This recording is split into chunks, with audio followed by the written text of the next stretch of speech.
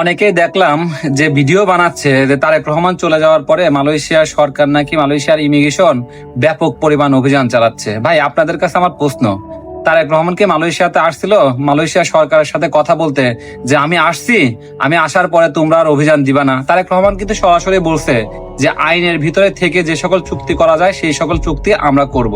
আর চুক্তি করার পরে একদিন পরে কি সেই চুক্তির কার্যকারিতা হয় বলেন তো আপনারা? চুক্তি করছে, এই চুক্তির কার্যকারিতা পেতে হলে আরো একটা মাস ওয়েট করতে হবে।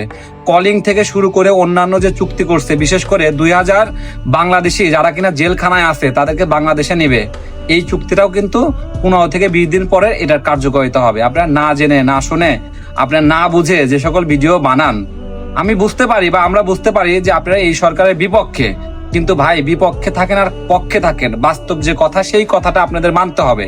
সেটা হচ্ছে মালয়েশিয়ার ইমিগ্রেশন যদি কোথাও কোনো স্থানে অভিযান চালায়, সেইখানে কি দেখে যে কোনটা বাংলাদেশে অবৈধ, কোনটা মিয়ানমারের অবৈধ, কোনটা রোহিঙ্গা, কোনটা হচ্ছে আপনার ইন্দোনেশিয়া, এইগুলা দেখে তো তারা অভিযান চালায় না। যেখানে অভিযান চালায় সবাইকে তখন ধরে। তো আপনারা এইগুলা কথা বলতেছেন না জেনে, একটু বিবেকের কাছে প্রশ্ন করেন তো, তারেক রহমানের কি করার আছে অবৈধ প্রবাসীদের নিয়ে, কিংবা যারা কিনা অবৈধভাবে বসবাস করতেছে তাদের নিয়ে কি করার আছে? একটা কথা আমি আপনাদের বলি, একটু মাথার ভিতরে ঢুকায় নেন।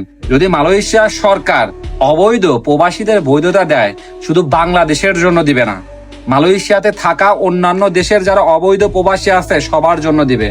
আপনাদের আর একটা কথা বলে রাখি, সেটা হচ্ছে 2027 সালের আগে, মানে নির্বাচনের আগে অবৈধ প্রবাসীদের মনে হয় না বৈধতা দেবে আর কি। যাই হোক, বাকিটা আল্লাহ জানে।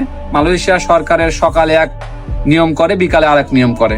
ওরা স্বপ্ন দেখে এক নিয়ম করে, আবার ঘুমানোর সময় আর এক নিয়ম করে। এটা যারা কিনা অবৈধ প্রবাসী আছে মালয়েশিয়াতে বর্তমান যে অভিযান চালাচ্ছে, অনেকে যেভাবে ভিডিও বানাচ্ছেন, বলতেছেন যে তারেক রহমান আসছিল কি চুক্তি চালু করে গেল, তারে নিয়ে যে গান বানানো আমার বন্ধু মহাজাদু জানে, সে কি এরকম কোনো কিছু বলে গেছে যে অবৈধ প্রবাসীদের যেন আটক করা হয়?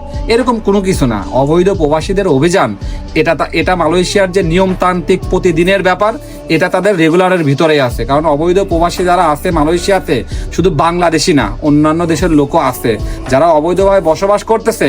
এইটা মালয়েশিয়ার যে আইন, এটা সরাসরি তাদের সার্বভৌমের উপরে আঘাত। সেই জন্য তারা অবৈধ প্রবাসীদের আটক করতেছে। আর যে চুক্তি তারেক রহমান করে গেছে মালয়েশিয়ার সাথে, এই চুক্তির বাস্তবতা আপনাকে দেখতে হলে আরো 1 থেকে 1.5 মাস ওয়েট করা লাগবে, মিনিমাম 15 দিন ওয়েট করতে হবে।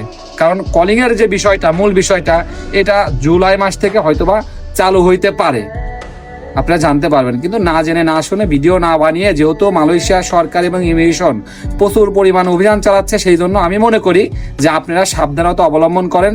যেখানে বাংলাদেশিরা বেশি থাকে সেইখানে আপনারা যাতায়াত কম করেন।